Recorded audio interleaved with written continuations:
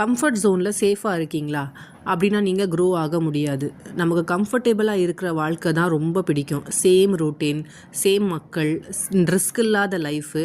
ஆனால் ஒரு உண்மை என்னென்னா, கம்ஃபர்ட் ஜோனில் இருக்கிறது சேஃபான பிளேஸே கிடையாது. இது அமைதியாக உங்களை ஒரு ட்ராப்குள்ளே எடுத்து போயிட்டே இருக்கும். நீங்கள் உங்களை நீங்களே சேஞ்ச் பண்ண ட்ரை பண்ணிங்கன்னா லைஃப்பும் உங்கள் கூட சேஞ்ச் ஆகும். கண்டிப்பாக பயம் இருக்கும், டவுட் இருக்கும். ஆனால் அந்த ஃபியருக்கு அப்புறம் தான் நமக்கு க்ரோத்தே வர ஆரம்பிக்கும். ஃபார் எக்ஸாம்பிள், நம்ம ஜிம்முக்கு ஃபஸ்ட்டு நாள் போகும்போது ரொம்ப கஷ்டமாக இருக்கும். ஆனால் தொடர்ந்து போக ஆரம்பித்தோன்னா நம்ம பாடியும் ஸ்ட்ராங் ஆகும், நம்ம மைண்டும் ஸ்ட்ராங் ஆகும். அதே மாதிரி தான் லைஃப் டிஸ்கம்ஃபர்ட்டாக இருக்கும்போது உங்கள் லைஃப்பும் கொஞ்சம் சேஞ்ச் ஆகும்.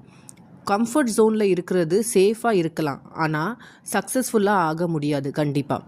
ஸோ இன்னிலேருந்து சின்ன சின்ன ஸ்டெப்பாக எடுத்து வச்சாலும் பரவாயில்ல.